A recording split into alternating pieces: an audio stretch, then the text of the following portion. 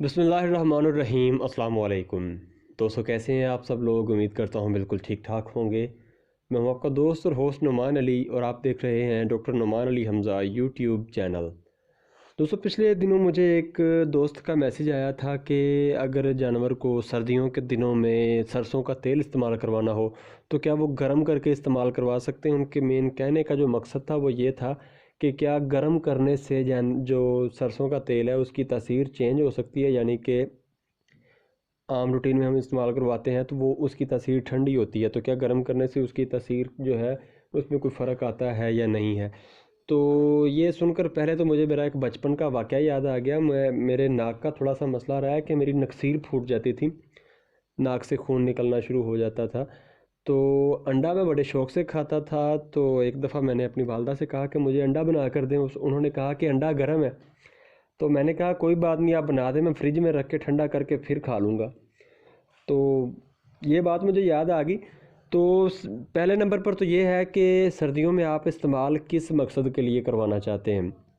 दो तीन मकसद होते हैं। एक तो आप बाईपास फ़ैट कह सकते हैं या फिर फ़ैट के लिए आप कह सकते हैं इस्तेमाल करवाना चाहते हैं जानवर को।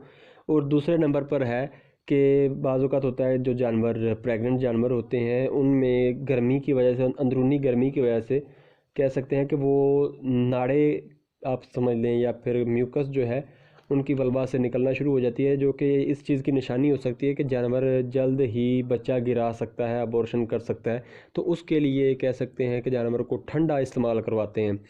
तो अगर तो आप जानवर को कह सकते हैं हमल बरकरार रखने के लिए इस्तेमाल करवाना चाहते हैं तो मैं आपको रिकमेंड करूँगा कि आप प्रोजेस्टेरॉन नाम का हार्मोन आता है, इंजेक्शन अलग-अलग नेम से मिल जाते हैं, आप वो इस्तेमाल करवाएं। 10 ml एक बड़े जानवर को इस्तेमाल करवाया जा सकता है।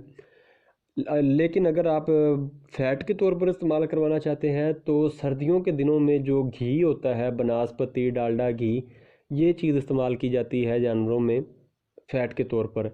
और अगर आप बाईपास फ़ैट इस्तेमाल करवाएं तो वो ज़्यादा बेहतर है।